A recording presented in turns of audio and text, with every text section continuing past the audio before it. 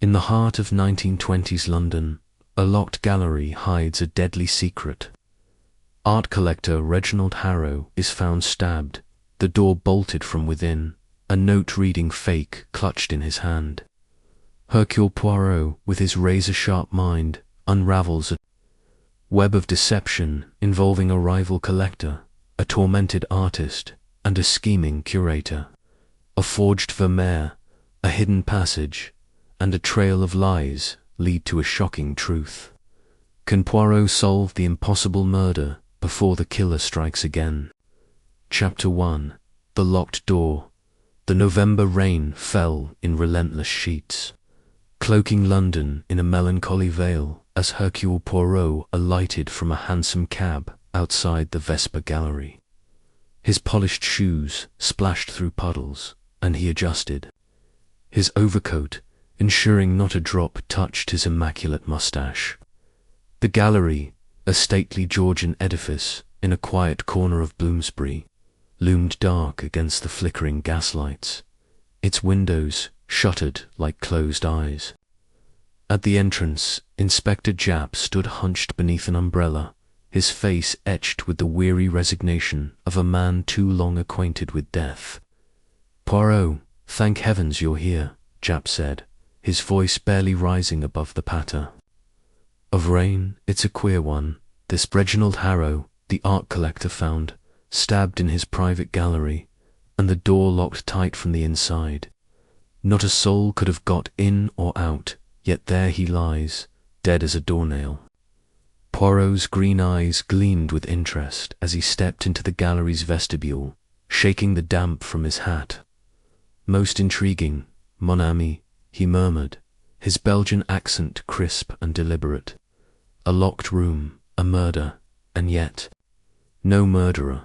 The little grey cells, they are already at work." Inside, the air was heavy with the scent of oil paint and polished wood. The private gallery, a sanctum for Harrow's prized collection, was a long, high-ceilinged room lined with canvases, landscapes, portraits, and allegories, each glowing softly under the electric lamps. At the room's centre, sprawled before a serene Dutch landscape, lay Reginald Harrow.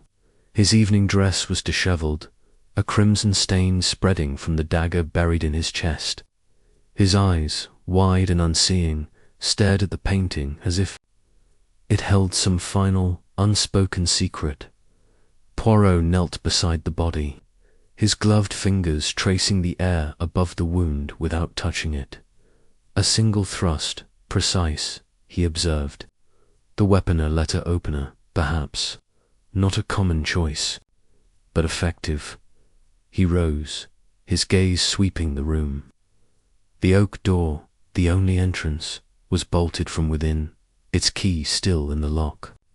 The windows, high and narrow, were secured with iron bars, undisturbed by any sign of tampering. A small fireplace smouldered, its embers casting faint shadows on the walls. Japp scratched his head. "We've checked every inch, Poirot. No hidden doors, no secret panels, at least, none we can find. The staff swear the place was locked when they broke in after hearing a cry around midnight. Harrow was alone, they say." "Alone, yet not alone," Poirot replied, tapping his temple. "The murderer, he was here, Inspector. The locked door, it is a trick, a puzzle. And Hercule Poirot, he does not like to be tricked." He paced the room, his small neat steps measured, his eyes darting from canvas to canvas. The paintings, a collection spanning centuries, seemed to watch him in return. A Renaissance Madonna, a stormy Turner seascape, a delicate Vermeer, a masterpiece, each a silent witness. Poirot paused before the Dutch landscape, its frame slightly askew, as if nudged by some careless hand. "Curious," he muttered, but said no more. Japp coughed. "The suspects are waiting in the anteroom. 3 of them, all with reasons to dislike Harrow. Lionel Vance, a rival collector bitter as gall over some auction feud. Clara Duval, an artist whose works Harrow championed, though they say she quarrelled with him recently. And Ernest Whitby, the curator, a nervy sort who practically lives here. Shall I fetch them? Not yet, mon ami, Poirot said, raising a hand.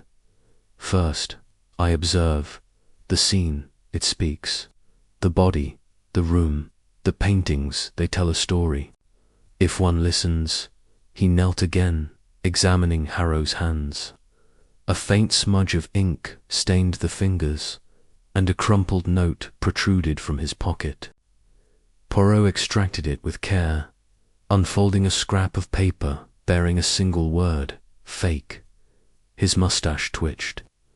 A clue, perhaps, he said softly, or a taunt. The rain drummed on, a mournful accompaniment to the silence within. Poirot stood, his expression serene yet resolute. This gallery, Inspector, it is more than a room of art. It is a stage, and a crime has been played upon it. I, Hercule Poirot, shall uncover the director of this tragedy. As Japp led him toward the anteroom, Poirot cast one last glance at the locked door, its bolt gleaming dully in the lamplight.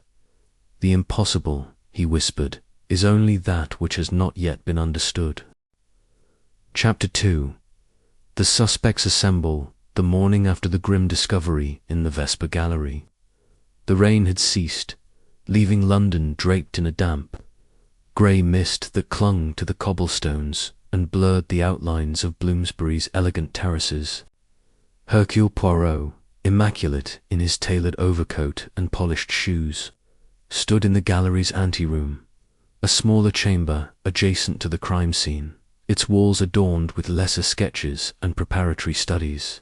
The air was heavy with the scent of beeswax polish and the faint, lingering temps of turpentine. Poirot's green eyes, sharp and unyielding, surveyed the room with the precision of a watchmaker inspecting a delicate mechanism. Before him sat three figures, each a study in contrast, each a potential player in the drama of Reginald Harrow's death. Inspector Japp, his notebook open and pencil poised, stood by the door, his broad shoulders filling the frame. Here they are, Poirot, he said, his voice low but carrying the weight of authority. The only three with access to the gallery last night, according to the staff. Lionel Vance, Clara Duval, and Ernest Whitby. I've had them cooling their heels since dawn, but they're a prickly lot. Poirot nodded, his moustache curving slightly as he clasped his hands behind his back.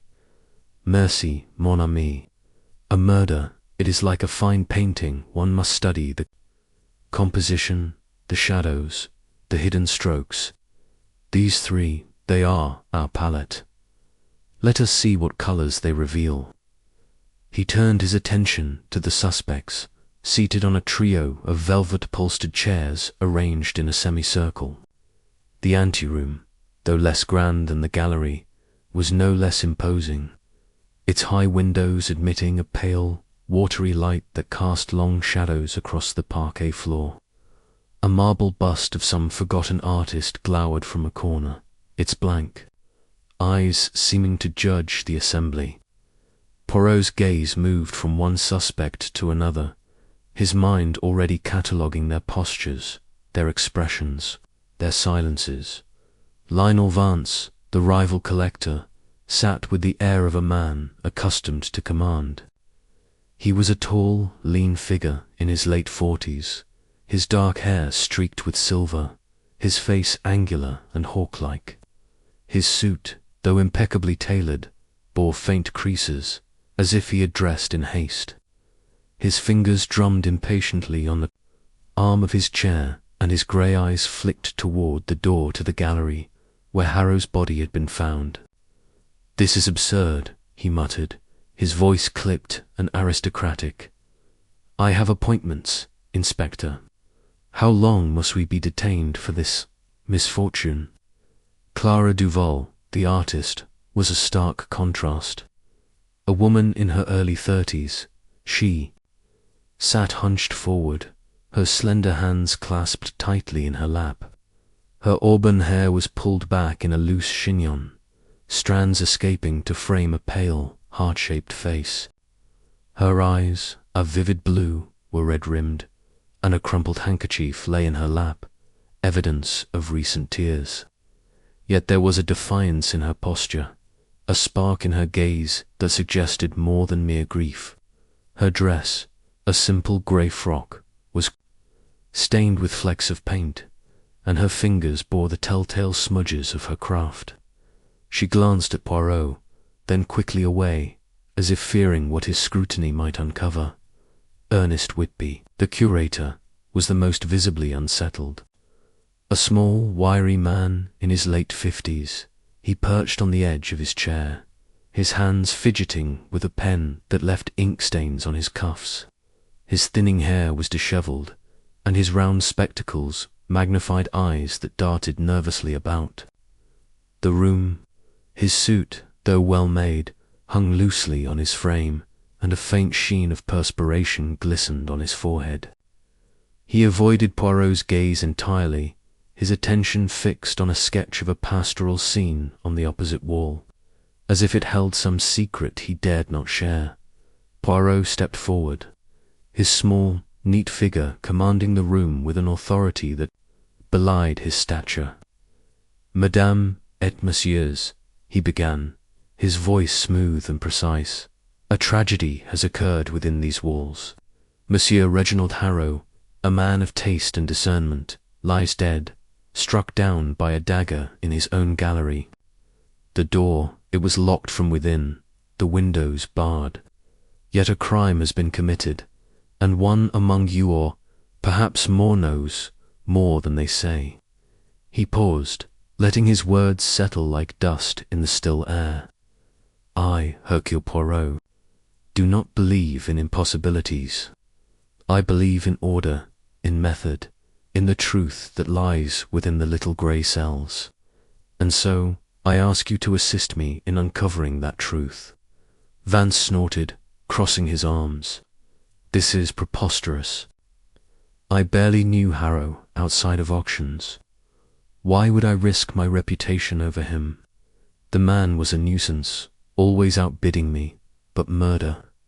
Absurd." Poirot's eyes narrowed slightly, though his smile remained polite. "A nuisance, you say, Monsieur Vance? Yet I hear that you and Monsieur Harrow were rivals of some intensity. A Titian, perhaps, that slipped through your fingers. Such losses, they wound the pride, n'est-ce pas?" Vance's jaw tightened, but he said nothing, his fingers resuming their restless tapping. Poirot turned to Clara Duval, his expression softening. "Mademoiselle Duval, you were Monsieur Harrow's protégée, were you not? His patronage, it brought you fame, yet I sense all was not well between you. Your tears, they tell a story, but is it one of sorrow or of guilt?" Clara's hands tightened around her handkerchief, and her voice, when she spoke, was low but steady. "I owed Mr. Harrow everything. He saw my work when no one else did, but he could be demanding. We argued, yes, about my latest pieces. He thought them inferior, but I would never." Her voice broke, and she looked down, her shoulders trembling. Poirot nodded, his gaze shifting to Whitby, who seemed to shrink under the scrutiny. "And you, Monsieur Whitby, the guardian of this gallery's treasures. You were here late, cataloguing, you say, yet your manner, it is that of a man with much to conceal. What do you fear, monsieur? The truth or its discovery?" Whitby's pen slipped from his fingers, clattering to the floor. He stooped to retrieve it, his movements jerky. I have nothing to hide," he stammered. "I was in my office, working. I heard nothing, saw nothing.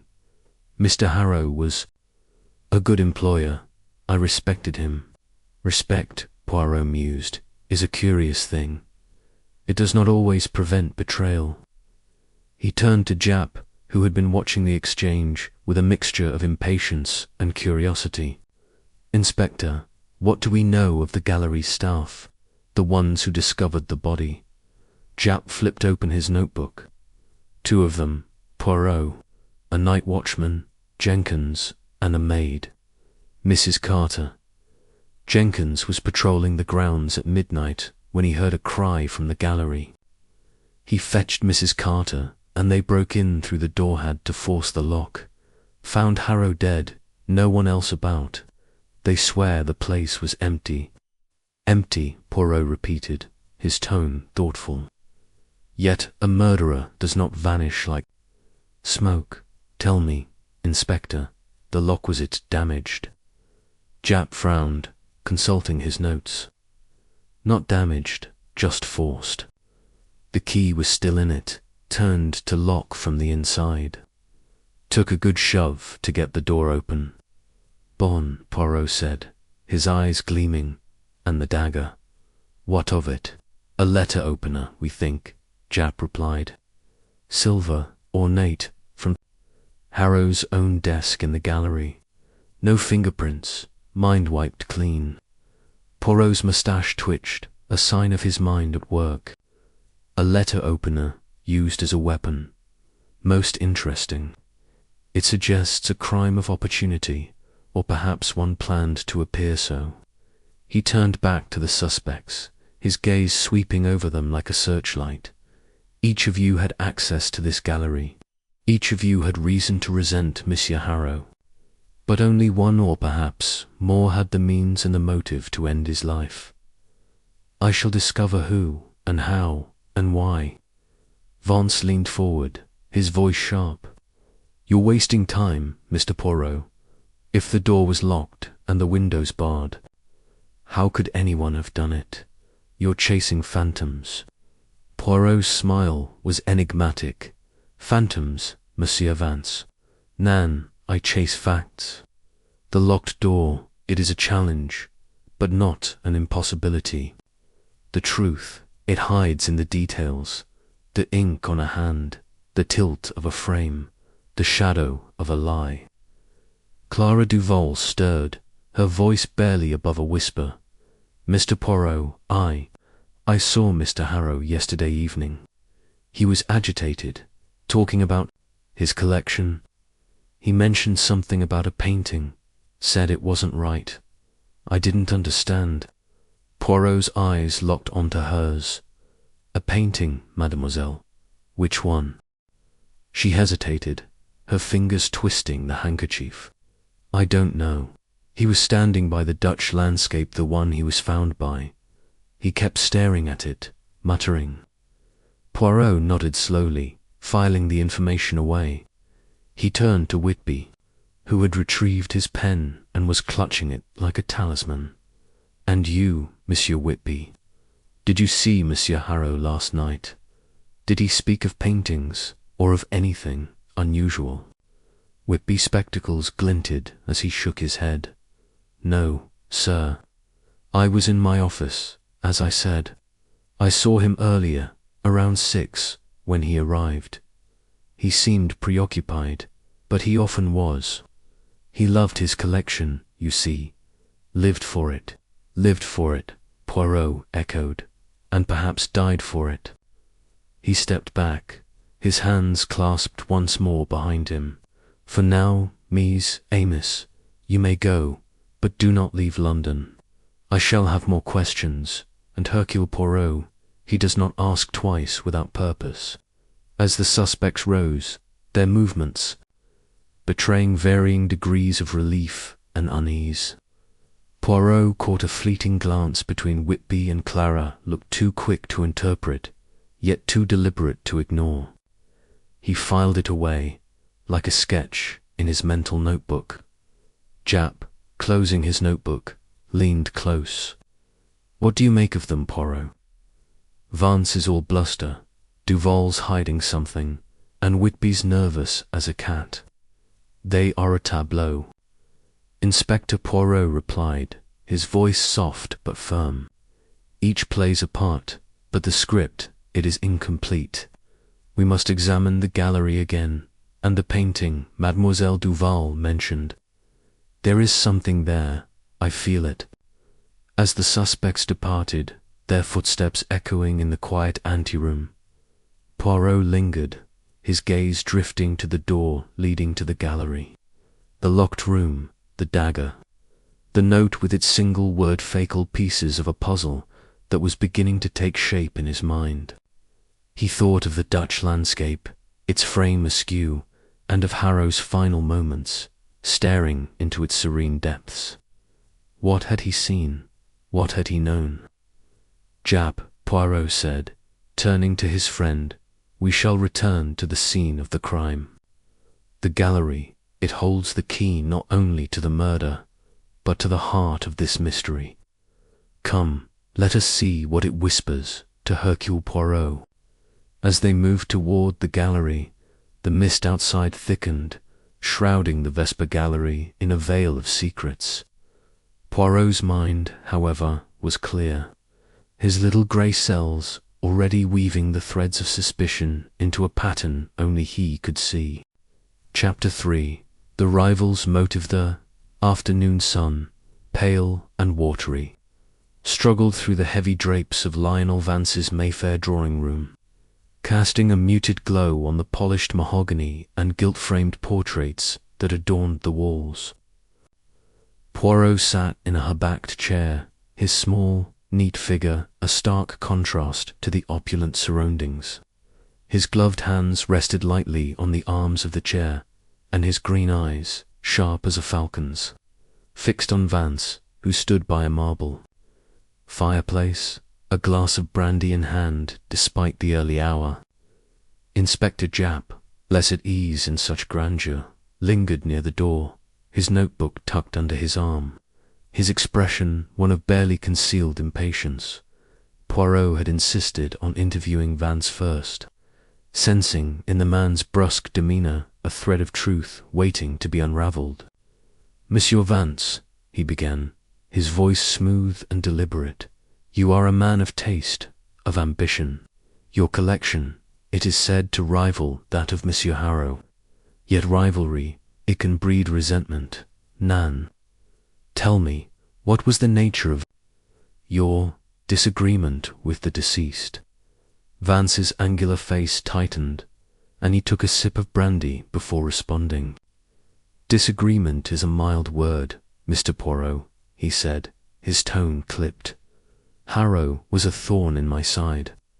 A year ago, at Sotheby's, he outbid me for a Titian, the Repentant Magdalene, cost me a fortune and made me the laughingstock of the art world. He had no appreciation for the piece, just wanted to flaunt his wealth." His fingers tightened around the glass, and a faint flush crept up his neck. "But murder, I'm no fool. I wouldn't risk my reputation over a petty grudge." Poirot's moustache twitched, a subtle sign of his interest. "Petty, you say? Yet the loss of such a painting, it wounds the pride deeply, does it not? And pride, Monsieur Vance, it is a dangerous thing. Where were you, if I may ask, last night at the hour of midnight?" Vance set his glass on the mantel with a deliberate clink. "I was walking, alone, in Hyde Park. I often take late strolls to clear my mind. No one saw me, if that's what you're after. But I was nowhere near Bloomsbury or that cursed gallery." "Hyde Park," Poirot repeated, his tone neutral but his eyes gleaming. "A long walk from Mayfair, and in the rain, no less. Most curious." He rose, his movements precise, and approached a small table where a single painting rested, a striking portrait of a woman in a crimson gown, her gaze both alluring and defiant. "This is a Caravaggio, n'est-ce pas? Exquisite. You have an eye, monsieur. But tell me, do you ever question the authenticity of your acquisitions?" Vance's eyes narrowed. "What are you implying, Poirot?" Every piece in my collection is verified by experts. I don't deal in fakes. None. I imply nothing, Poirot said, raising a placating hand. But Monsieur Harrow, he was found with a single word. Fake, it suggests. Perhaps a doubt about his own collection. Did he ever speak to you of such concerns? Vance hesitated, his gaze flickering to the portrait. He mentioned something once at a dinner last month.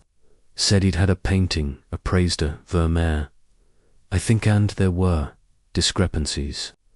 He was cagey about it, didn't elaborate. I thought he was boasting, trying to unsettle me. Poirot nodded, filing the detail away. And this Vermeer, it was in his private gallery. I suppose so, Vance replied, shrugging. He kept his best pieces there. Obsessed with that room, he was. Always locking himself in to admire them. Bon, Poirot said, his voice soft but firm. One last question, Monsieur Vance. The Vesper Gallery, did you ever visit it alone? With Monsieur Harrow, perhaps to discuss business or paintings? Vance's jaw tightened, and for a moment his composure faltered. Once or twice, yes. He showed me the gallery last summer. Wanted to rub my nose in his collection, no doubt. But I haven't been back since. Poirot inclined his head, his expression unreadable. Merci, monsieur. You have been most helpful. For now, I bid you adieu, but do not stray far.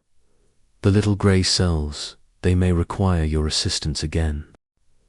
As Vance escorted them to the door, Poirot paused, his gaze catching on a faint stain on the cuff of Vance's coat, trace of turpentine, barely noticeable but unmistakable to his trained eye. He said nothing, but his mind noted the detail, with the precision of a ledger entry. Outside, the Mayfair air was crisp, the mist having lifted to reveal a sky of unrelenting grey. Japp adjusted his hat, his brow furrowed. What do you make of him, Poirot? All bluster and no substance, if you ask me. That alibi of Heise, midnight walk, alone. Convenient, but flimsy. Flimsy, oui, but not without interest, Poirot replied, tapping his cane on the pavement. Monsieur Vance, he is a man of passion for art, for prestige, perhaps for revenge. The turpentine on his coat, it is curious, Nan. A collector does not handle paints, yet an artist might, or a forger. Japp's eyes widened. You think he's mixed up in fakes? I think, mon ami, that nothing is as it seems, Poirot said, his voice low. The note in Harrow's pocket, the word fake it, points to a deception at the heart of this crime. Vance knew of Harrow's doubts about a painting. He admits to visiting the gallery. And his alibi, it is no alibi at all. We must keep him in our sights. Japp grunted, scribbling in his notebook.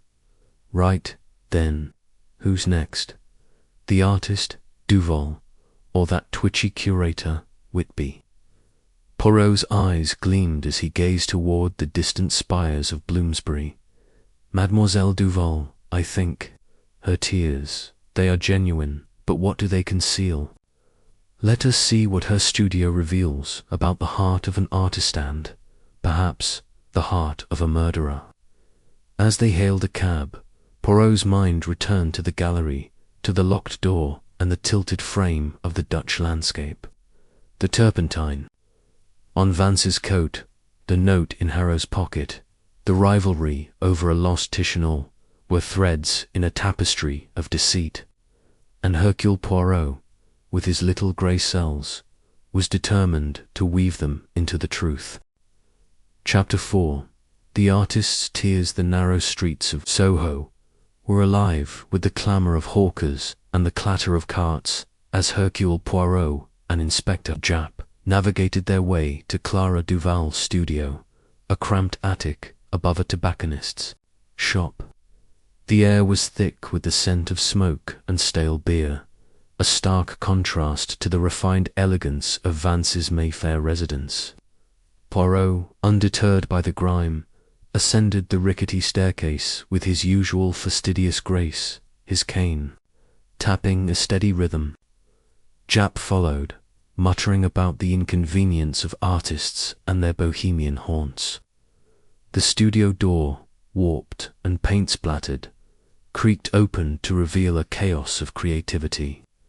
Canvases leaned against every wall, some vibrant with colour, others half-finished, their subjects obscured by bold, experimental strokes. Easels stood like sentinels, draped with cloths stained in hues of crimson and ochre.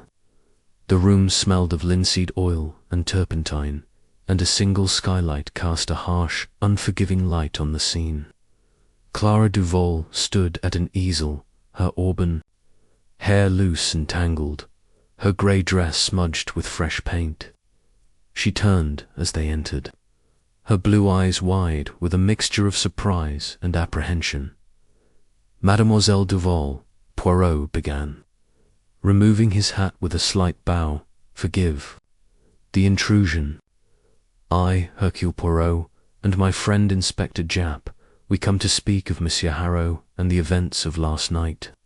Your tears, they tell me you are grieved, but grief, it can hide many things.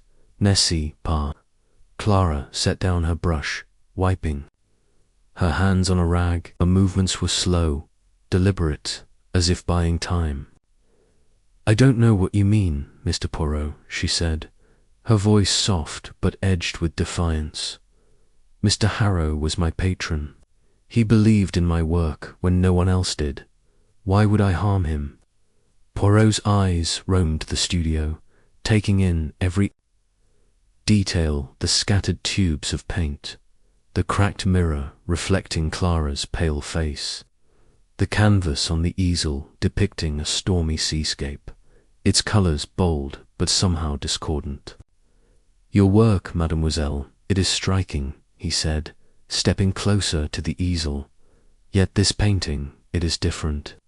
The brushstrokes, they lack the finesse of those in the Vesper Gallery. Tell me, is this truly yours? Cheeks flushed, and she crossed her arms. Of course, it's mine. I've been experimenting, that's all. Mr. Harrow didn't always approve of my new direction. We argued about it, but that's no crime. An argument, Poirot said, his tone gentle but probing. You mentioned yesterday that Monsieur Harrow was agitated, staring at the Dutch landscape in his gallery. He spoke of something not right. What did he mean, mademoiselle? Did he suspect a flaw in his collection? Clara hesitated, her fingers twisting the rag. I don't know. He was muttering about authenticity, about being deceived. He didn't explain. I thought he was just in one of his moods. He could be particular. Poirot nodded, his gaze shifting to a stack of canvases in the corner, partially covered by a cloth.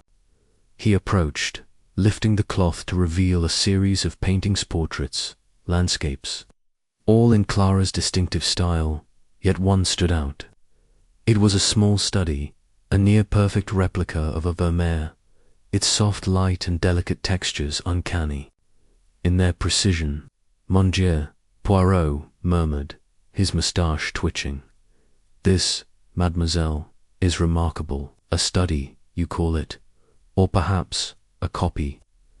Clara's eyes widened, and she stepped forward as if to snatch the canvas away. It's just practice, she said quickly. I study the masters to improve my technique. There's nothing wrong with that. Nothing wrong, Nan, Poirot agreed, his voice deceptively mild. But to copy so perfectly, it requires skill that might tempt one to deceive. Did Monsieur Harrow know of this talent of yours? Clara's lips parted, but no words came. She turned away, her shoulders trembling. He knew I studied the masters, she said at last. He encouraged it, said it would make me a better artist. Jap, who had been silently observing, stepped forward, his notebook open. Miss Duval, where were you last night, at midnight? You told us you were working here, alone. Anyone to vouch for that? She shook her head, her voice barely above a whisper. No one. I often work late. The light's better at night, somehow. I was here, painting, when it happened. Poirot's gaze softened, but his mind was relentless. Mademoiselle, your grief, it is real, I see that. But there is fear in your eyes, too. Fear of what? Of the truth, or of someone who holds power over you. He paused, watching her closely. Did Monsieur Whitby, the curator, ever ask you to create such studies? Clara's head snapped up, her expression a mix of shock and alarm. Mr. Whitby? No, he's just the curator. He handles the gallery, not my work. But her voice faltered, and Poirot noted the slight tremor in her hands. Very well, he said, stepping back. For now, we leave you to your art, but I advise you, mademoiselle, to be truthful. The little grey cells, they do not rest, and they see more than you might wish. As they descended the stairs, Jap let out a low whistle. She's hiding something, Poirot. That Vermeer copy to perfect for a mere study. You think she's in on some forgery racket? Poirot adjusted, his hat, his expression thoughtful. It is possible, mon ami. Mademoiselle Duval, she has talent, but also fear. The painting in her studio, it is too close to the Vermeer in Harrow's collection, the one he questioned. And her glance, when I mentioned Whitby, was not the look of an innocent. We must learn more of their connection. Jap grinned, though his eyes were grim. Whitby next, then he's twitchy as a ferret. If anyone's got secrets, it's him.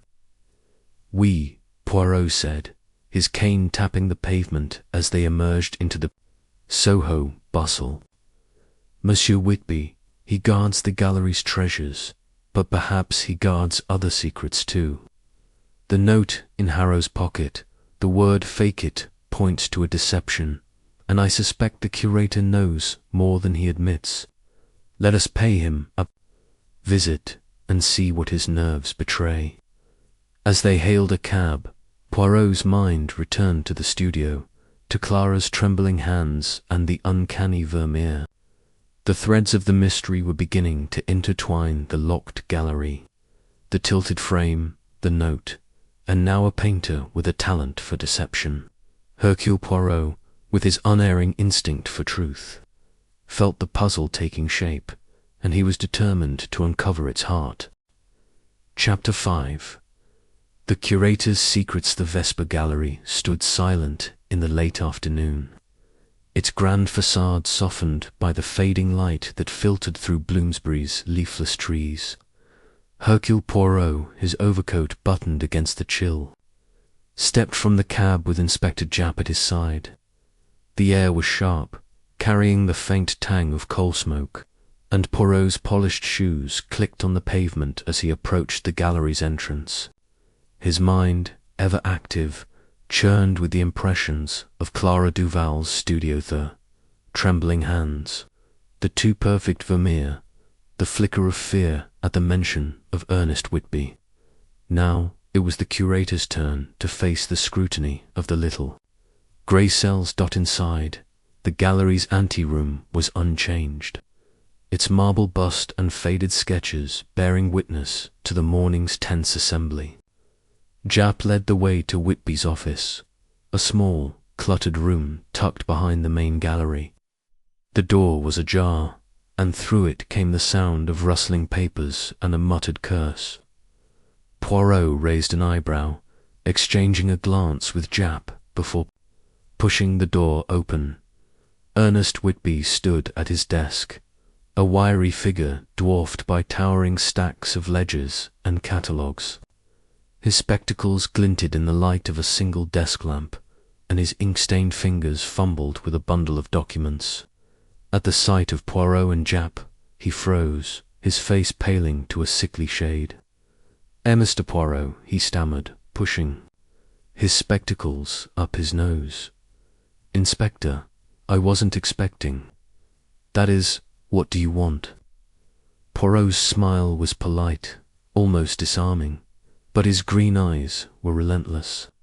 Monsieur Whitby, we come to discuss the night of Monsieur Harry's death.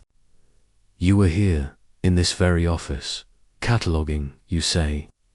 Yet a man was murdered mere steps away, and you heard nothing.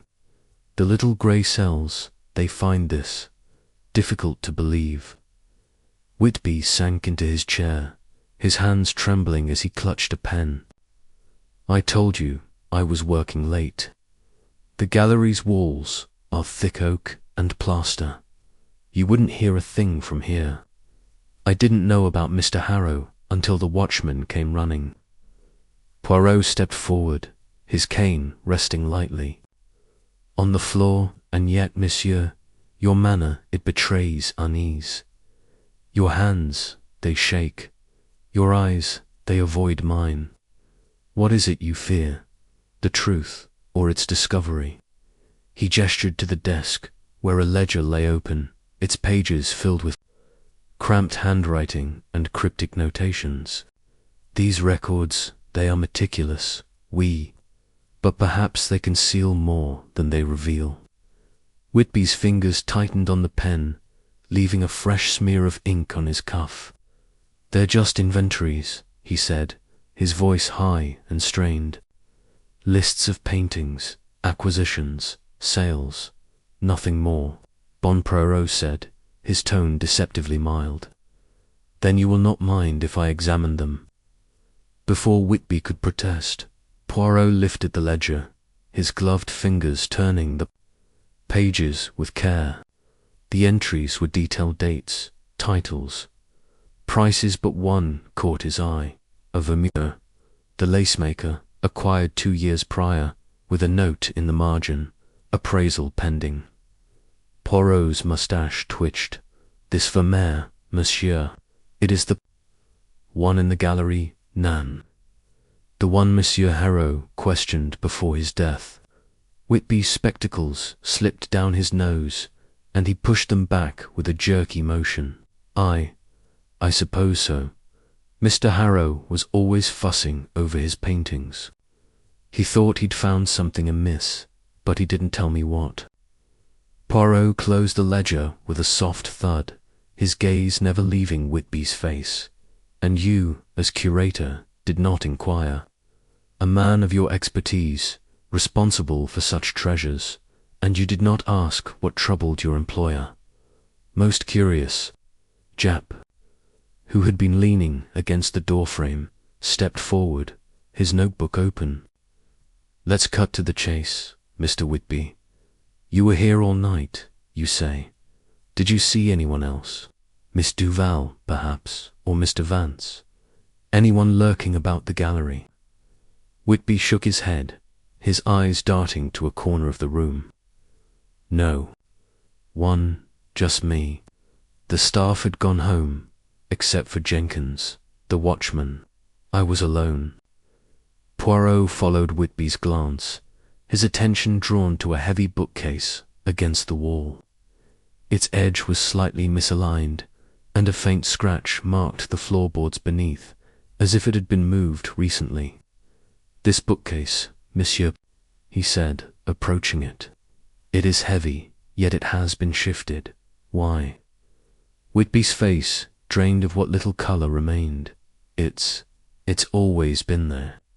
I move it sometimes to clean behind it. Nothing unusual. Poirot's smile was thin. To clean in a gallery where dust is the enemy of art? Nan, I think not. He ran a gloved finger along the bookcase's edge, noting a faint groove in the wood. This mark, It suggests frequent movement. What lies behind, Monsieur Whitby? A secret, perhaps? Whitby leaped to his feet, his voice rising. There's nothing there. You're inventing things, Mr. Poirot. I'm just a curator, doing my job. Japp placed a firm hand on Whitby's shoulder. Calm down, now. No one's accusing you yet, but you're not helping yourself, looking like a cornered rat. Poirot stepped back, his expression serene but his mind racing. For now, monsieur. Whitby, we leave you to your ledgers, but I advise you to reflect. The truth, it has a way of revealing itself, and Hercule Poirot, he is its servant. As they exited the office, Japp muttered, He's hiding something, Poirot. That bookcase. There's a hidey hole behind it. Perhaps, Poirot replied, his cane tapping the floor as they returned to the gallery. The scratch, the groove, they suggest a purpose beyond cleaning. And the ledger, with its note about the Vermeer, it connects to Mademoiselle du copy to Monsieur Harrow's suspicions. Whitby, he is nervous, but is it the nervousness of guilt or of fear? Japp scratched his chin. You're thinking he's tied up with those fakes you mentioned. Maybe he's the one slipping dodgy paintings into the collection. Poirot's eyes gleamed. It is a possibility, mon ami. The note in pocket fake it points to a deception at the heart of this gallery. Whitby, with his access, his knowledge, he is well placed to orchestrate such a scheme. But we need evidence, not supposition. Let us return to the gallery itself. The painting, the Dutch landscape it calls to me. They re-entered the main gallery, where the air was still heavy with the memory of death.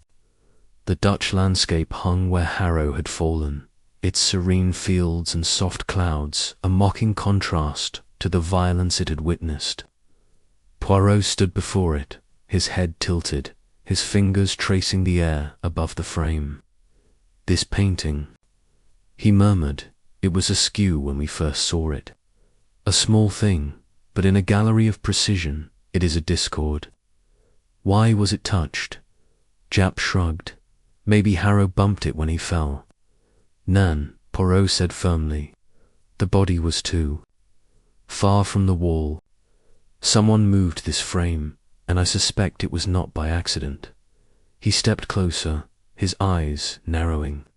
Tomorrow we shall bring an expert to examine this canvas, and we shall watch Monsieur Whitby closely. His secrets, they are beginning to unravel. As they left the gallery, the evening fog was creeping in, shrouding Bloomsbury in a veil of mystery.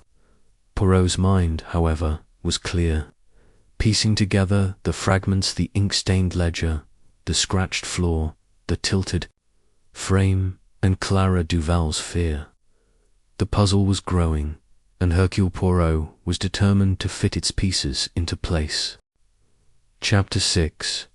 The clue of the canvas. The morning sun pierced the fog that clung to Bloomsbury's streets, casting a pale, golden light through the high windows of the Vesper Gallery. Hercule Poirot stood once more in the grand room where Reginald Harrow had met his end, his small, immaculate figure dwarfed by the towering canvases that lined the walls. Inspector Japp, ever the practical shadow, hovered nearby, his notebook tucked under his arm, his expression a mix of curiosity and impatience. The gallery was silent, save for the faint creak of floorboards underfoot, and the air held a chill that seemed to linger from the night of the murder. Poirot's attention was fixed on the Dutch landscape before which Harrow had fallen, a serene vista of rolling fields under a soft, clouded sky, its frame still slightly askew. The painting, a supposed 17th century masterpiece, seemed to hold a secret in its tranquil depths, and Poirot's green eyes gleamed with the intensity of a man who sensed the truth within reach. This canvas, mon ami, he said, turning to Japp, it is more than art. It is a witness to the crime, and it has something to tell us. Japp scratched his head, glancing at the painting. Looks like any old landscape to me, Poirot. What's so special about it? You think it's tied to that fake note we found on Harrow? Precisement, Poirot replied, his voice low and deliberate. The note, the tilted frame, Monsieur Harrow's agitation, as described by Mademoiselle Duvalot, point to this painting. It is no coincidence that he died before it. We must uncover its secret, and I suspect it will lead us closer to the heart of this mystery. He stepped closer, his gloved fingers hovering over the frame without touching it. The wood was ornate, gilded, but Poirot's sharp eyes caught a faint irregularity, a slight indentation along the right edge, as if the frame had been pried open and hastily replaced. Most curious, he murmured. This frame, it has been disturbed, and not by accident.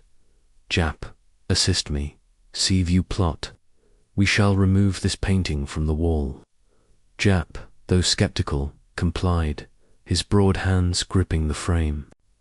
As Poirot directed, together they lifted the heavy canvas from its hooks, revealing the wall behind. The plaster was unremarkable at first glance, but Poirot's keen gaze detected a hairline seam, barely visible, forming a rectangular outline. He pressed lightly, and a faint click echoed in the silent gallery. A section of the wall swung inward, revealing a narrow, dark passage. Mon Dieu! Poirot exclaimed, his moustache twitching with triumph.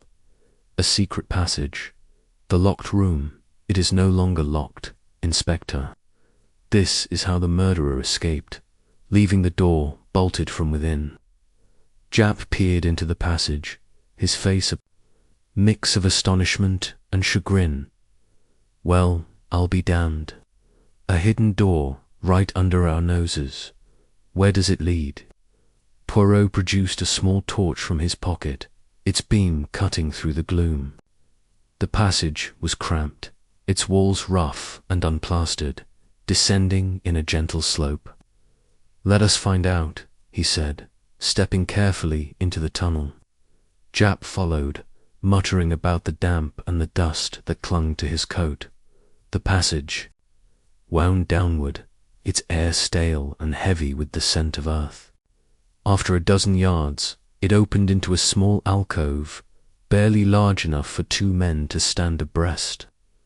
A rusty latch secured a wooden panel, which Poirot pushed open to reveal a narrow alley behind the gallery, its cobbles slick with morning dew. The panel, disguised as part of the building's exterior, blended seamlessly with the brickwork when closed. Clever, Japp said, shaking his head. The killer stabs Harrow, slips through here, locks the door from the inside with the key, and vanishes into the night. No wonder we couldn't figure out how they did it. We, Poirot, agreed, his eyes scanning the alley. But this passage, it is not new, it is old, perhaps part of the gallery's original design. Who knew of its existence? The curator, Monsieur Whitby, he spends his days here. He would know every corner of this place. And Mademoiselle Duval, with her connection to the gallery, perhaps she, too, was aware. Even Monsieur Vance, who visited last summer, might have glimpsed it. Japp frowned, stepping back into the passage. Whitby's looking guiltier by the minute, that nervous act of his, the way he flinched when you mentioned the bookcase in his office, all starting to add up. You think he used this to get in and out? It is possible, Poirot said, his tone cautious, but we must not leap to conclusions. The passage, it solves the mystery of the locked room, but not the motive. The note fake it suggests a deception tied to the paintings. This landscape, it was the focus of Harrow's suspicions. We must have it examined by an expert to confirm its authenticity. As they re-emerged into the gallery, Poirot replaced the painting with care, ensuring the frame's tilt was preserved. We shall summon Monsieur Langdon, the art historian. He will tell us if this canvas is what it claims to be, and we shall watch our suspects closely. The discovery of this passage, it will unsettle the guilty one, and they will betray themselves. Japp nodded, scribbling in his notebook. I'll get Langdon here by tomorrow. But what about the dagger, the letter opener? Any thoughts on that? Poirot's gaze drifted to the spot where Harrow's body had lain, the bloodstain now a faint shadow on the polished floor. The letter opener, it was from Harrow's desk. A weapon of convenience, yet chosen with purpose. It suggests the killer acted in haste, or wished it to appear so. Whitby, with his office nearby, had access, but so did anyone who entered the gallery that night. They stepped back into the anteroom, where the marble bust seemed to stare with silent accusation. Poirot paused, his mind turning over the pieces of the puzzle. The passage, the note, the tilted frame, Whitby's trembling hands, Clara's fear, Vance's turpentine-stained cuff. Each suspect, they are linked to this gallery, to its secrets, he mused. But the passage, it changes everything. It is a door to the truth, and I, Hercule Poirot, shall walk through it. Japp clapped him on the shoulder, a rare gesture of camaraderie. You've got a nose for this, Poirot. If anyone can crack this case, it's you. What's our next move? We return to Monsieur Whitby, Poirot said, his voice firm. His office, it is too close to this passage for coincidence. The bookcase, the scratches on the floor, they suggest he knows more than he admits. And we shall speak again with Mademoiselle Duval. Her Vermeer copy, it is too precise to be mere practice. There is a connection, mon ami, and we shall find it. As they left the gallery, the sun dipped behind a cloud, casting the street in shadow. Poirot's mind, however, was alight with clarity, the secret passage, a key that had unlocked new possibilities.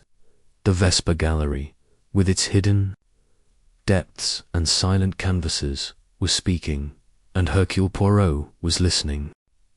Chapter 7. The Forgery Unveiled. The Vesper Gallery, bathed in the soft grey light of a London morning, seemed to hold its breath as Hercule Poirot and Inspector Japp awaited the arrival of Mr. Archibald Langdon, the renowned art historian. The grand room, with its towering canvases and polished floors, bore the weight of recent violence, yet its silence was almost reverent.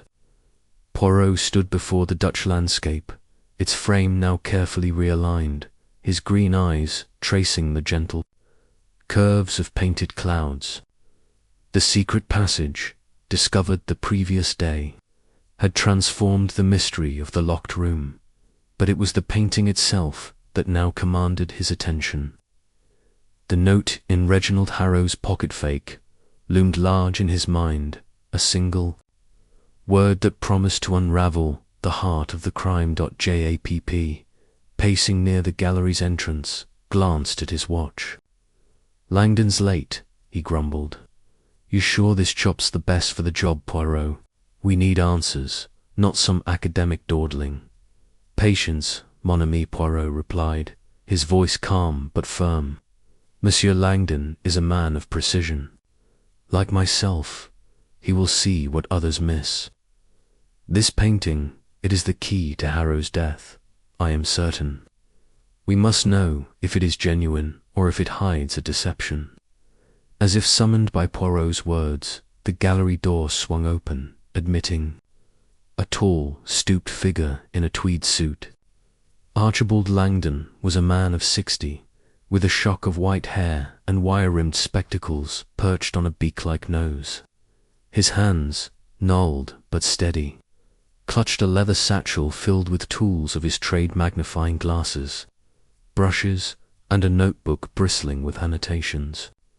Mr. Poirot, Inspector Japp, he said, his voice dry as parchment. I understand you have a painting in need of scrutiny.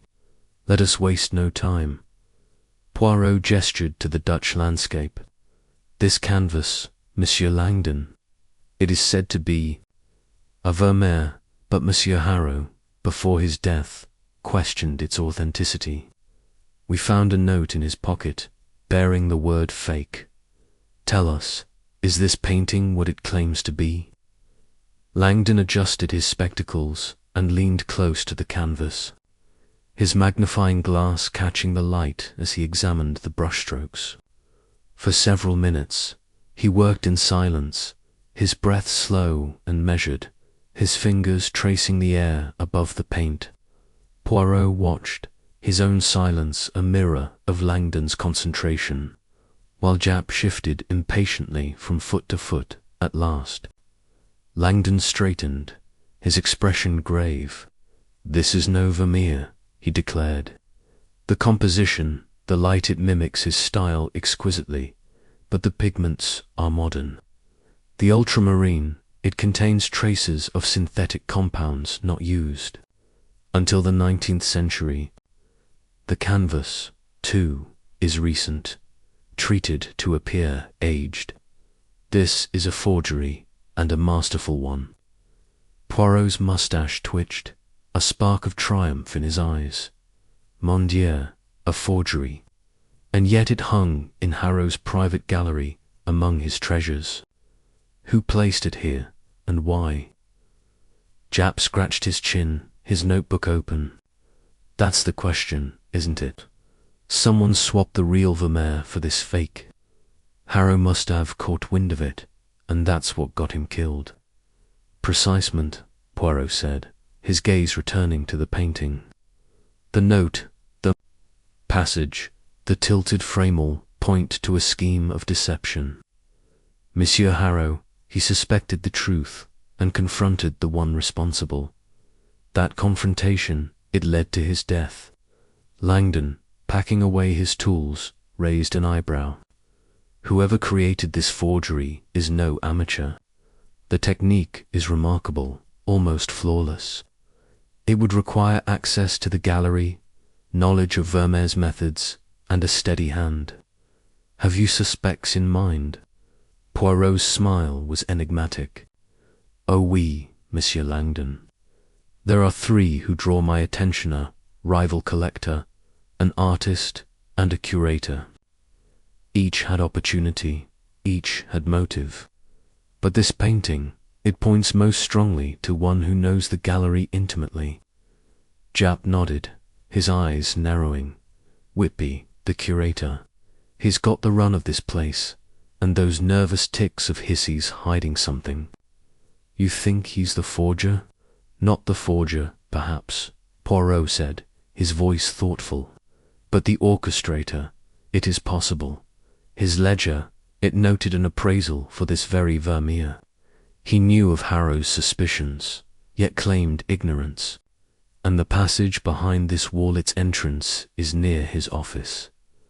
Too many coincidences. Mon ami Langdon, now finished with his examination, stepped back. I can provide a written report, if you need it, for evidence. This forgery is a crime in itself, but to kill for it. He shook his head, a desperate act. Mercy, Monsieur Langdon, Poirot said, inclining his head. Your expertise has illuminated the path. We shall take it from here. As Langdon departed, Japp turned to Poirot, his expression grim. So, the paintings are fake, and Harrow knew it. That's motive enough for murder, especially if someone was profiting from passing off fakes as masterpieces. Whitby's got to be our man, don't you think? Poirot raised a hand, his expression cautious. We must not rush, Inspector. Monsieur Whitby, he is nervous, but nervousness is not guilt. Mademoiselle Duval, her Vermeer copy in the studio, is too precise to be mere practice. And Monsieur Vance, with his turpentine-stained cuff and his rivalry with Harrow, he too cannot be dismissed. We must dig deeper into the shadows of their motives. Jap sighed, flipping his notebook shut. Right then, back to Whitby's office, or do we haul in Duval again? That girl's hiding something. I'd bet my badge on it. Poirot's eyes gleamed as he glanced at the forged Vermeer. For now, we observe. The discovery of this forgery, it will stir the guilty one to action. We shall inform our suspects of Monsieur Langdon's findings and watch their reactions. The one who panics, who moves to cover their tracks, that is our murderer. They stepped into the anteroom, where the marble bust seemed to watch with silent judgment. Poirot paused, his mind turning over the new revelation. The forged painting, the secret passage, the note in Harrow's pocket-all were pieces of a puzzle that was growing clearer. The gallery, it is a stage, he murmured, and the players, they are beginning to reveal their roles. We shall return to Monsieur Whitby, but with care. His secrets, they are close to the surface, and I, Hercule Poirot, shall bring them to light. As they left the gallery, the morning light faded, giving way to a gathering mist. The Vesper Gallery stood behind them, its secrets no longer hidden in shadow, but illuminated by the truth of a single forged canvas.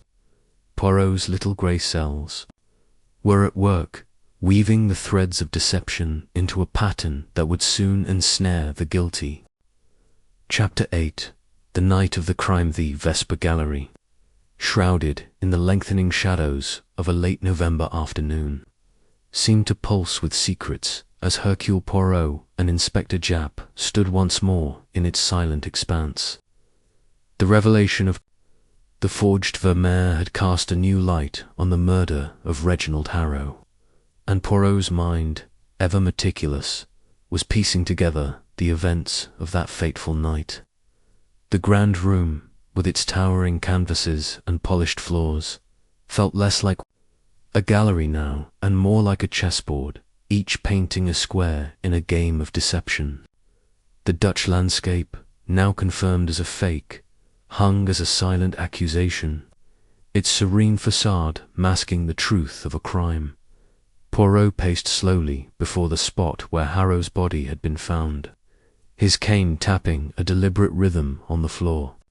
His green eyes, sharp and unyielding, traced the invisible lines of the murder scene. The night of the crime, mon ami, he said to Japp, who leaned against a nearby pillar, his notebook open but idle. It is here, in this room, that the drama unfolded. We must reconstruct it, step by step, to see what the little grey cells reveal. Japp nodded, though his expression betrayed a hint of skepticism. Right, Poirot. We've got the secret passage, the fake painting, and that note fake. Harrow knew something was off, confronted someone, and got himself stabbed. But who and how did it play out? Poirot clasped his hands behind his back, his gaze fixed on the forged Vermeer. Let us imagine, Inspector. Monsieur Harrow, a man of discernment, enters his gallery alone, late at night. He is troubled, perhaps by the appraisal of this painting, which he suspects is not genuine. He carries a note, a single word fake perhaps, written by his own hand, perhaps given to him. He stands here, before this canvas, studying it. And then someone enters. Japp frowned, flipping through his notes. But the door was locked from the inside, key in the lock. The only way in or out was that passage you found. So the killer had to know about it. Precisement, Poirot said, his mustache twitching. The passage, it is the key to the locked room. The killer enters through it, unseen by the watchman, Jenkins, who patrols the grounds. They confront Harrow, here, before this painting. Words are exchanged, perhaps accusations of deceit, of betrayal. The letter opener, it is on Harrow's desk, within reach. In a moment of passion or calculation, the killer seizes it, strikes, and Harrow falls. Japp stepped forward, gesturing to the spot where the bloodstain had been cleaned from the floor. And then what? They slip back through the passage, lock the door from the inside, and vanish into the alley. It's clever, I'll give them that. Clever, Poirot agreed, his voice soft but intense, but not perfect. The frame, it was tilted a sign of haste or carelessness. The killer moved the painting to access the passage, but did not replace it precisely, and the note in Harrow's pocket was not taken. Why? Was it overlooked or left deliberately to mislead? Japp scratched his chin. You're thinking, Whitby, aren't you? His office is right by the passages. Entrance. He's got the means. And that ledger of his marking the Vermeer for appraisal shows. He knew something was up. Poirot raised a finger, his expression cautious. Monsieur Whitby is a strong possibility, but we must consider all. Mademoiselle Duval, her skill with the Vermeer copy suggests she could create such a forgery.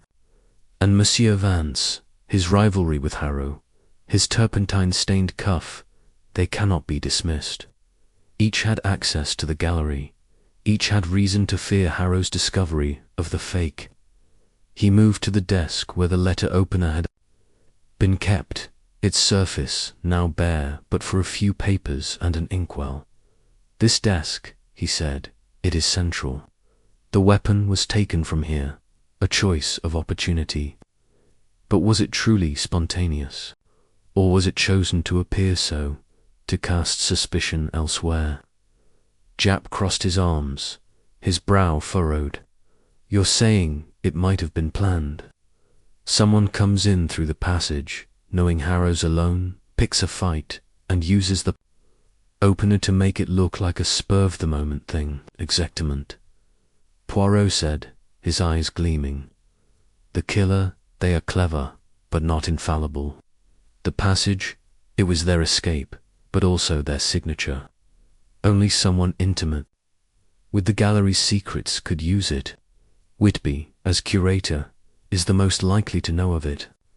But we must not forget Mademoiselle Duval's fear when I mentioned him, or Vance's presence in the gallery months ago. One of them, or perhaps more, holds the truth. Japp flipped open his notebook, jotting down notes. So, we've got Harrow here around midnight, based on Jenkins hearing the cry. The killer comes through the passage, stabs him, locks the door from the inside, and slips out. No fingerprints on the opener, so they wiped it clean. Sounds like Whitby's our man, but we need proof. Poirot nodded, his gaze drifting to the passage's hidden entrance, now closed but marked. In his mind, proof, but also motive. The forgery, it is the heart of this crime. Harrow's discovery threatens someone's reputation or their fortune. We must learn who profited from the fake Vermeer and who stood to lose if it was exposed. He stepped back, his hands clasped behind him, his mind reconstructing the scene. Picture it, Japp. Harrow, standing here, his eyes on the painting. The killer enters, silent as a shadow. Words are spoken, perhaps a plea, perhaps a threat. Harrow turns, accuses. The letter opener flashes, and he falls. The killer, they move swiftly, tilting the frame to open the passage, locking the door to create the illusion of an impossible crime. But they leave the note, and the tilted frames, small errors, but enough for Hercule Poirot. Japp grinned, though his eyes were grim. You make it sound like a play, Poirot, but it's a nasty business. What's next?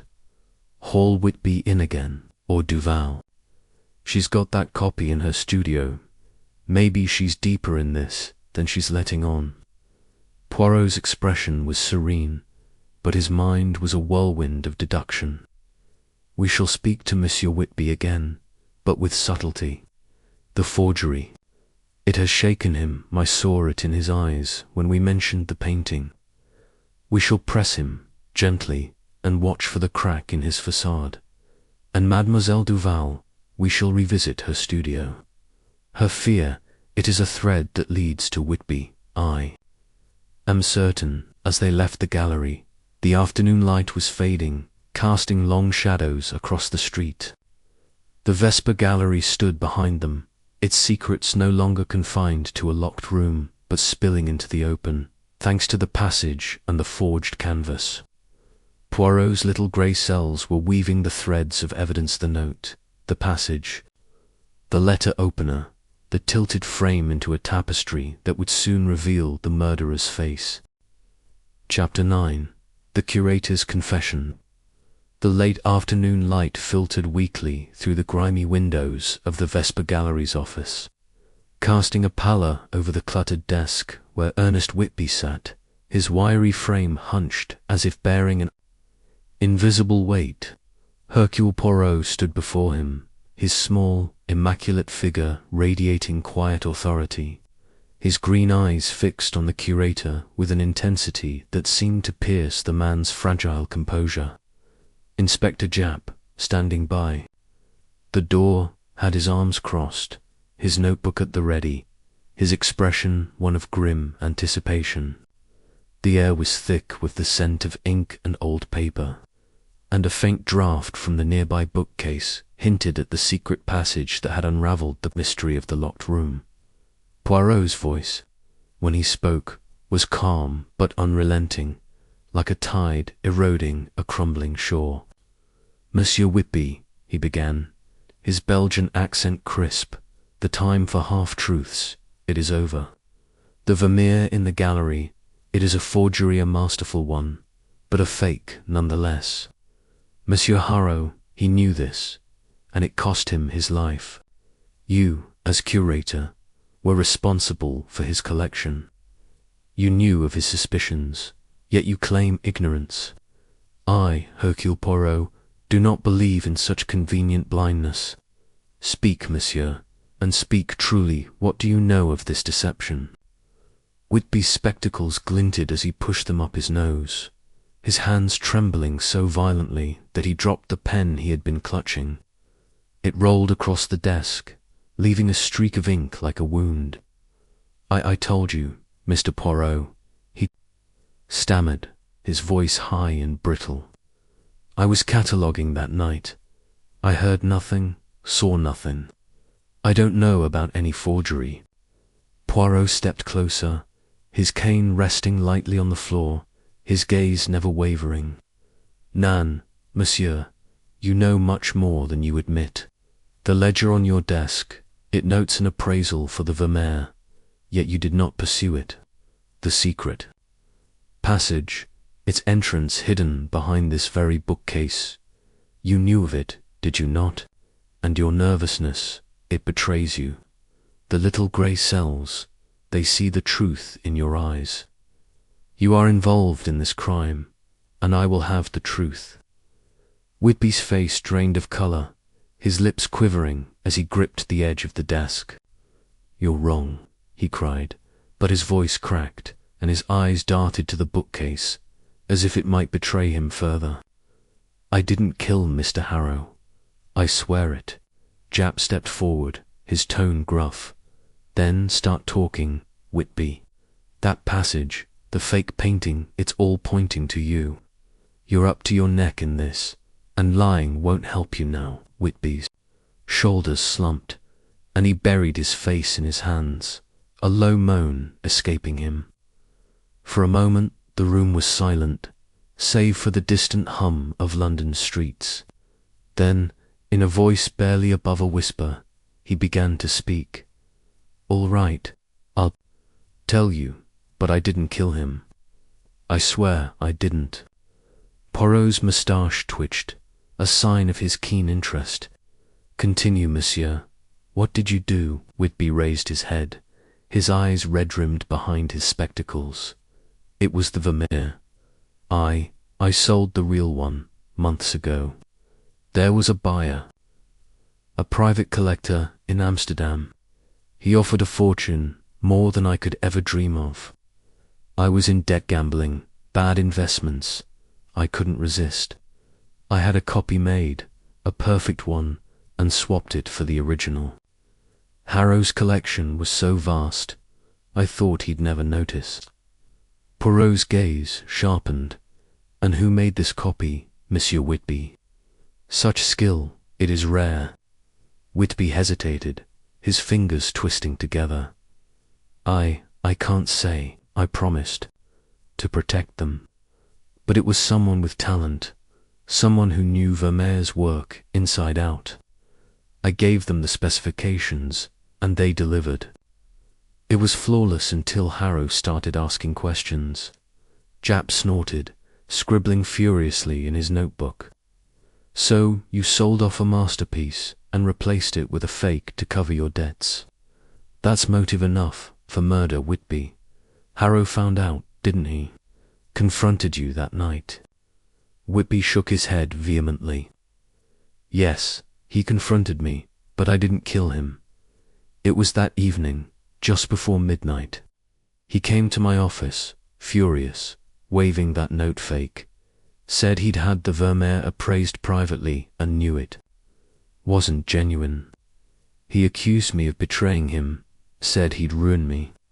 I panicked, admitted I'd sold the original, but I begged him to keep it quiet. He stormed into the gallery, said he needed to think. I followed him, tried to reason with him, but he wouldn't listen. I left him there, alive, and went out through the passage to clear my head. I swear, that's the truth. Poirot's expression remained serene, but his mind was a whirlwind of deduction. The passage, you used it to leave the gallery, locking the door behind you to create the illusion of an impossible crime. But tell me, Monsieur Whitby, who else knew of this passage? And who made the forgery? Whitby's lips trembled, and he shook his head. No one else knew about the passage, not that I told. It's old, part of the building's original design. I found it years ago, when I started working here. As for the forgery, I can't tell you. I gave my word. Jap slammed his notebook shut, his patience fraying. Your word's not worth much now, Whitby. You're admitting to theft and fraud, and you're a hair's breadth from a murder charge. Give us the name, or I'll haul you to the station right now. Whitby flinched, his eyes darting to Poirot as if seeking mercy. But Poirot's gaze was unyielding. Monsieur, the truth, it is your only salvation. The forger, they are part of this crime, whether they wielded the dagger or not. Speak, or the consequences, they will be severe. Whitby's resolve crumbled, and he whispered it was Clara Duval. She made the copy. She didn't want to, but I pressured her. Said I'd ruin her career if she refused. She's brilliant. You see her studies of the masters, they're perfect. But she didn't know about the sale, I swear. She thought it was just a commission. Poirot nodded slowly, his mind fitting the pieces together. Mademoiselle Duval, her fear when I mentioned your name makes sense now. You held power over her, used her talent for your gain. But tell me, Monsieur Whitby, when you left through the passage, was Monsieur Harrow truly alive? Yes, Whitby cried, his voice desperate. I left him standing by that painting, cursing me. I didn't touch him. Someone else must have come after I left. Jap exchanged a glance with Poirot, his skepticism clear. Convenient, that. You admit to everything but the murder. We'll need more than your word to believe you. Poirot raised a hand, his expression thoughtful. For now, Monsieur Whitby, you remain here, under watch.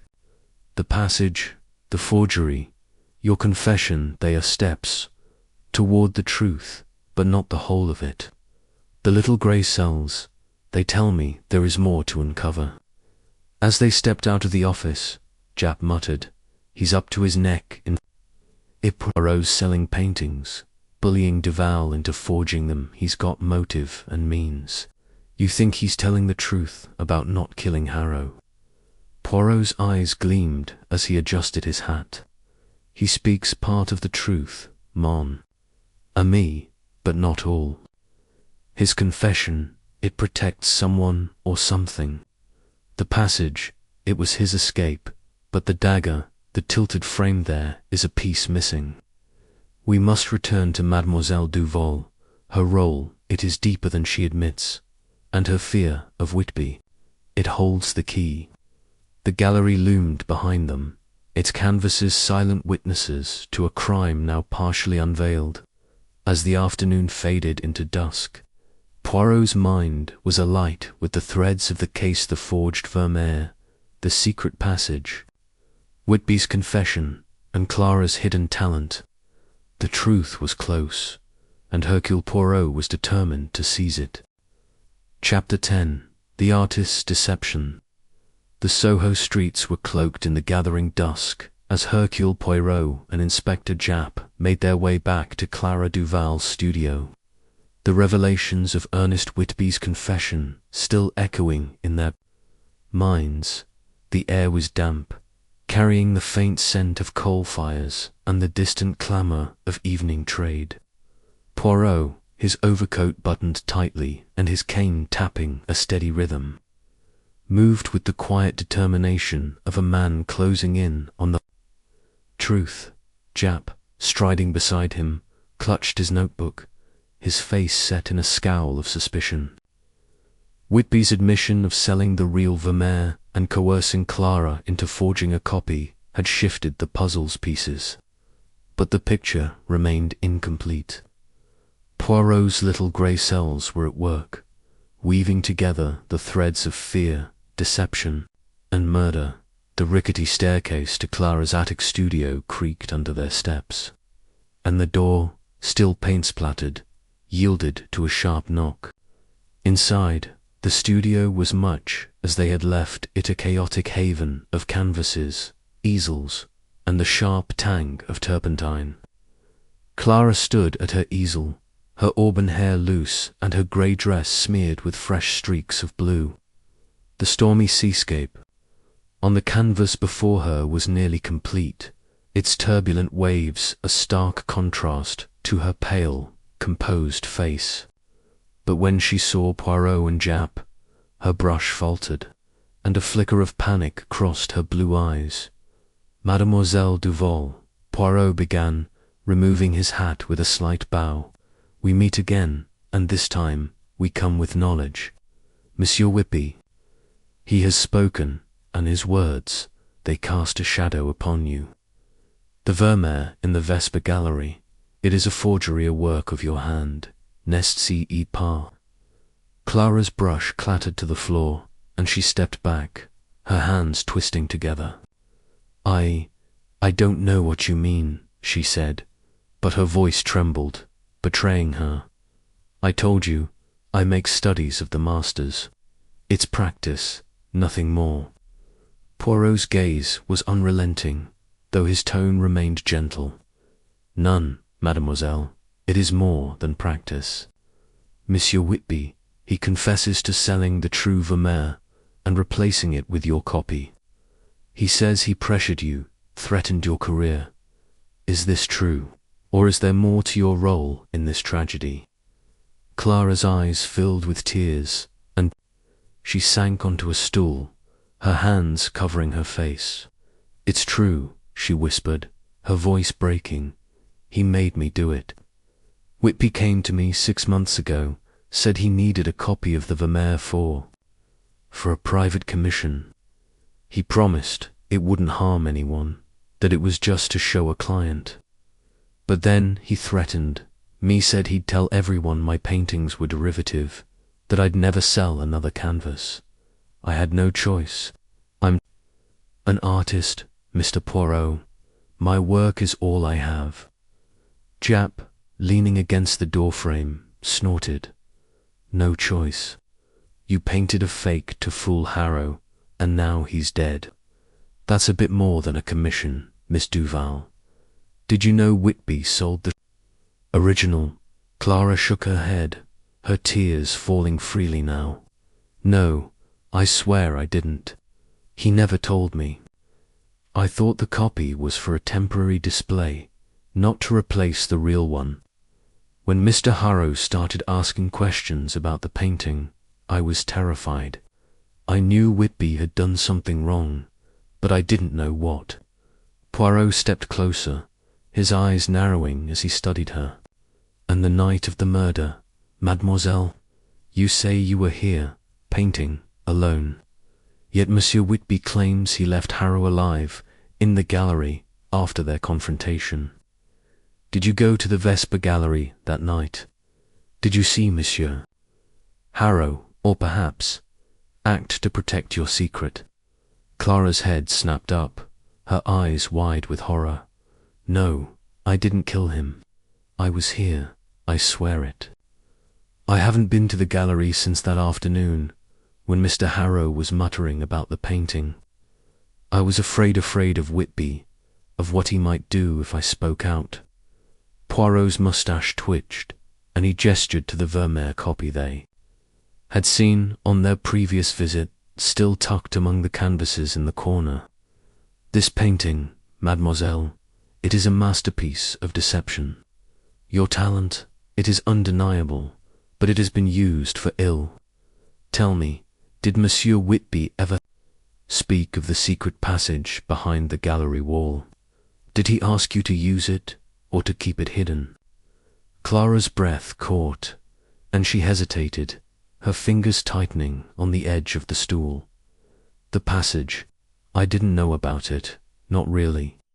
Whitby mentioned once, months ago, that the gallery had old quirks hidden spaces from when it was built. I thought he was just talking, showing off his knowledge. I never saw it, never used it.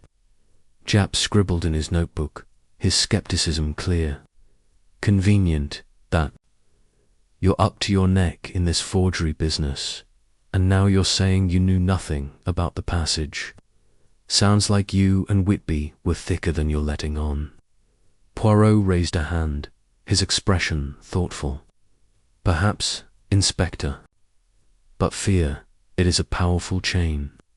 Mademoiselle Duval, she is afraid of Monsieur Whitby, and this fear, it clouds her truth. Tell me, mademoiselle, when you last saw Monsieur Harrow, what was his state of mind? Did he suspect you as well as Whitby? Clara wiped her eyes, her voice steadier now. He was angry, distracted.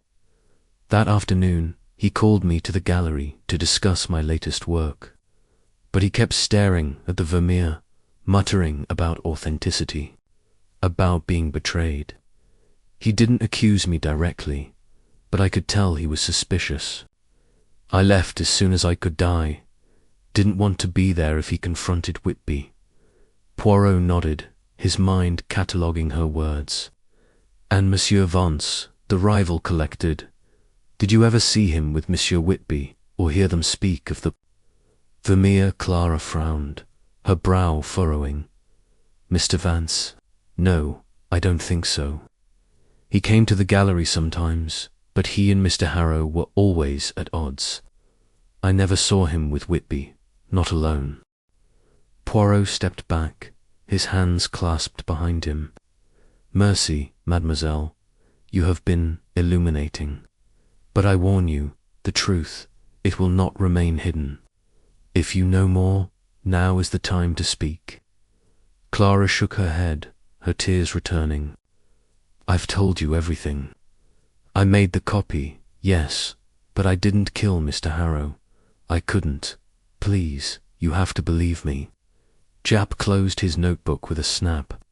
We'll see about that, Miss Duval. Don't leave town, we'll be back. As they descended the creaking stairs, Japp turned to Poirot, his voice low. She's in deep, Poirot, but I'm not sure she's the killer. That fear of hers, it's real.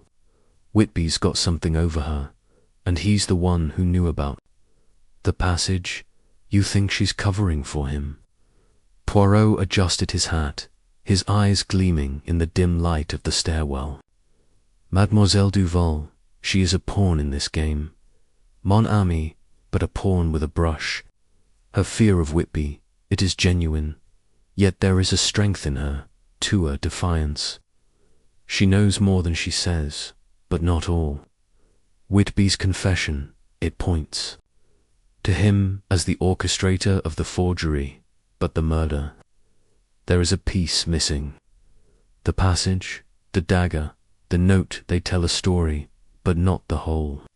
Jap grunted, stepping into the bustling street. "So, back to Whitby, or do we dig into Vance again? That turpentine on his cuffs still nagging at me." Poirot's smile was enigmatic. "For now, we watch, Inspector. The forgery, it has stirred the waters, and the guilty one, they will move to protect themselves. We shall gather our suspects once more in the gallery, and let the truth reveal itself. The little grey cells, they are close to the answer, and Hercule Poirot, he does not fail." As they hailed a cab, the Soho lights flickered to life, casting a glow on the damp cobblestones.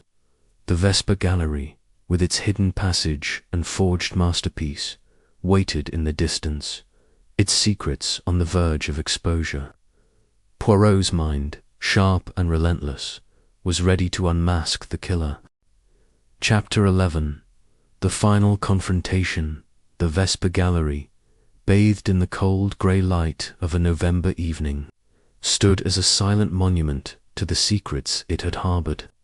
Hercule Poirot, his overcoat immaculate and his moustache perfectly groomed, stood at the centre of the grand room, surrounded by the towering canvases that had witnessed Reginald Harrow's final moments.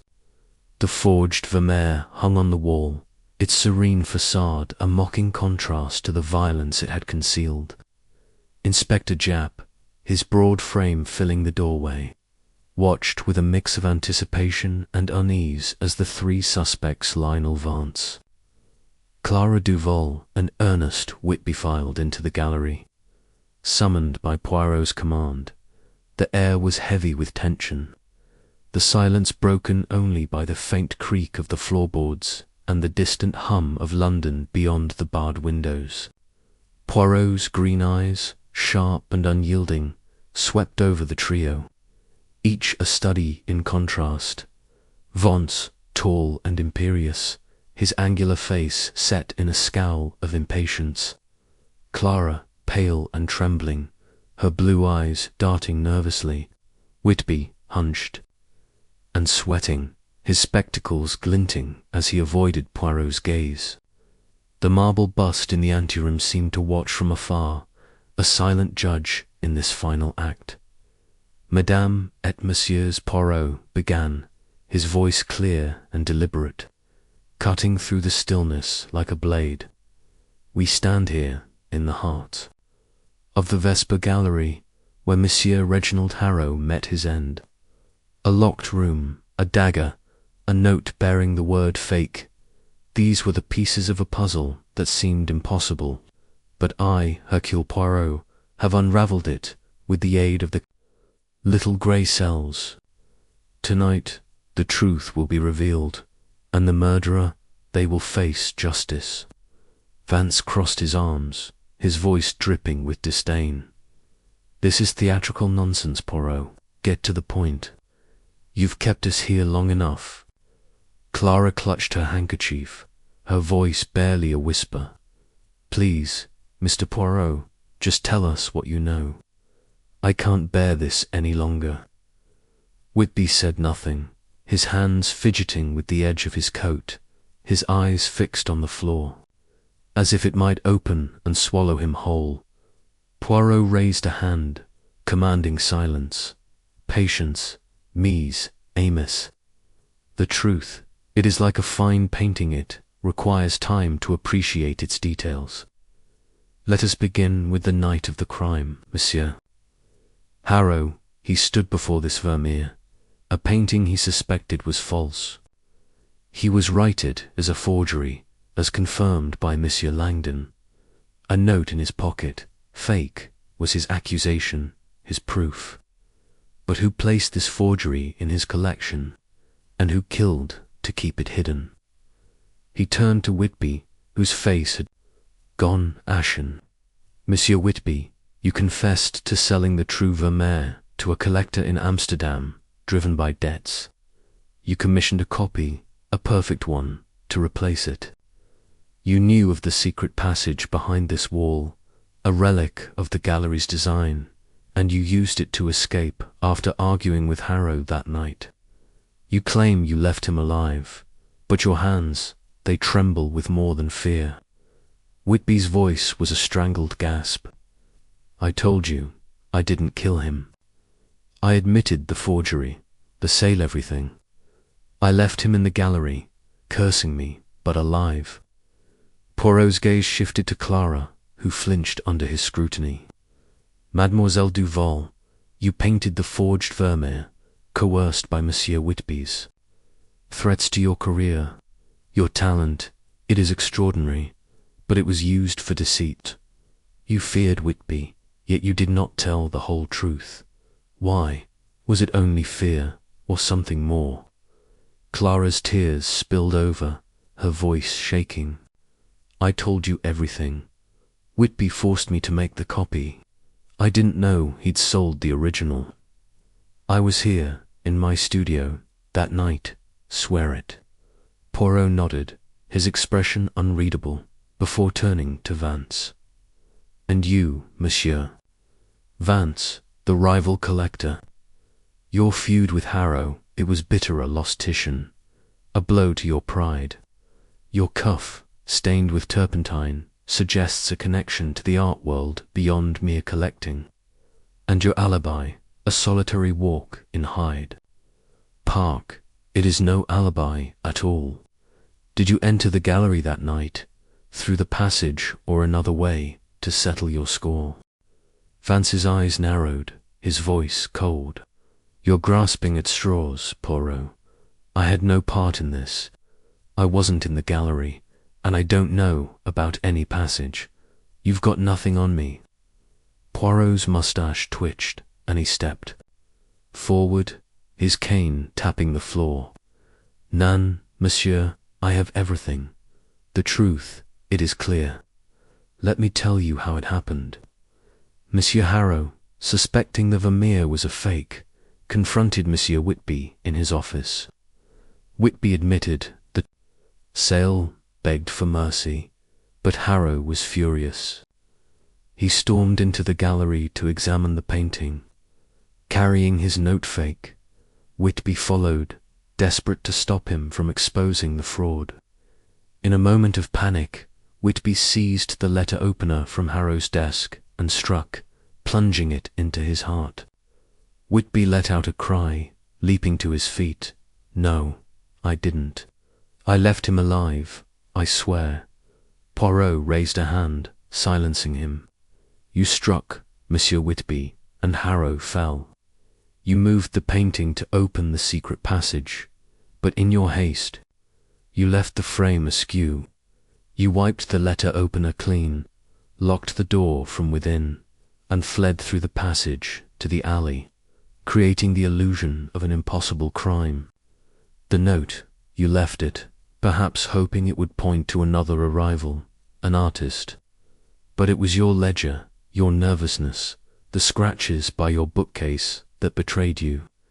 Clara gasped, her hands covering her mouth, while Vance's scowl deepened, though he remained silent. Whitby collapsed back into his chair, sobbing. I didn't mean to. It wasn't planned. He was going to ruin me. I begged him, but he wouldn't listen. I grabbed the opener, and it happened so fast.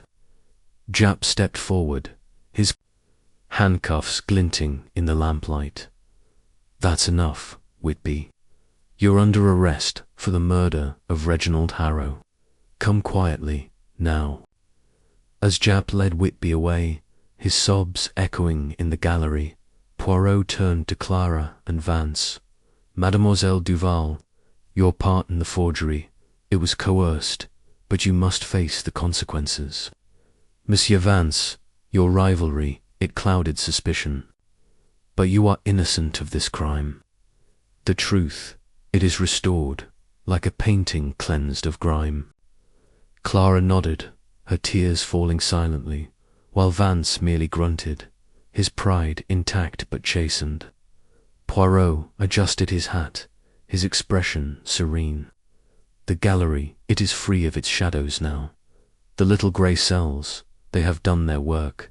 As they stepped into the night, the Vesper gallery stood behind them, its secrets laid bare. The truth, as Poirot had promised, had prevailed. Chapter 12. The gallery restored.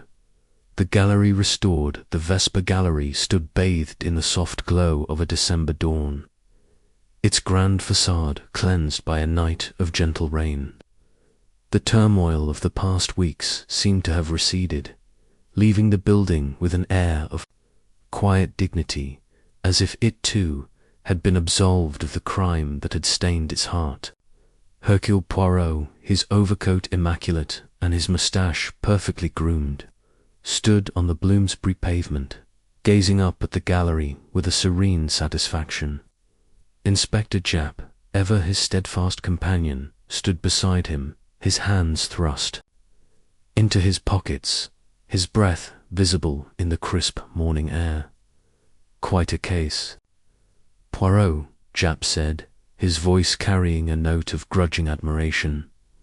You had it pegged from the start, didn't you? Whitby, the passage, the forgery, it all came together like one of your fancy puzzles. Poirot's green eyes twinkled, and he adjusted his hat with a precise gesture. Mon ami, the little grey cells, they do not fail. The Vesper gallery, it was a stage for deception, but the truth, it is like a fine painting, it cannot remain hidden forever. Monsieur Whitby's confession, it has restored order and justice, it is served. The gallery doors opened, and Clara Duval emerged, her auburn hair neatly pinned, her grey dress replaced by a simple but elegant coat. Her face, though still pale, carried a new resolve, and her blue eyes met Poirot's without the fear that had once clouded them. Mr. Poirot, she said, her voice steady, I wanted to thank you. You've given me a chance to start again. I've spoken to the police about the forgery, and I'll face whatever comes, but I'm free of Whitby's shadow now. Poirot inclined his head, his expression gentle but firm. Mademoiselle Duval, your talent, it is a gift, but it must be used with integrity. The forgery, it was a mistake born of coercion, but your art, it can yet bring beauty to the world. What will you do now? Clara's lips curved in a faint smile. I'm leaving London for a while. A friend has offered me a studio in Paris. I'll paint my own work, no more copies. I want to create something true. Bon, Poirot said, his moustache twitching with approval. The truth, mademoiselle, it is the greatest canvas of all. Go and paint with courage. As Clara walked away, her steps lighter than they had been, Lionel Vance approached, his tall figure cutting a sharp silhouette against the morning light. His angular face was less severe than before, though his pride still lingered in the set of his jaw. Poirot, he said gruffly, I suppose I owe you an apology. I didn't make your job easy, but you cleared my name. For that, I'm grateful. Poirot's smile was enigmatic. Monsieur Vance, your rivalry with Monsieur Poirot, it clouded the truth, but it was not your hand that held the dagger. The turpentine on your cuff, it was a distraction perhaps from restoring a painting of your own, Nan. Vance's eyes widened briefly, but he recovered with a curt nod. You're sharper than I gave you credit for. Yes, I've been dabbling in restoration, but nothing illegal. I've decided to fund the gallery's restoration in Harrow's memory. Seems the least I can do. A generous gesture, Poirot said, his tone sincere.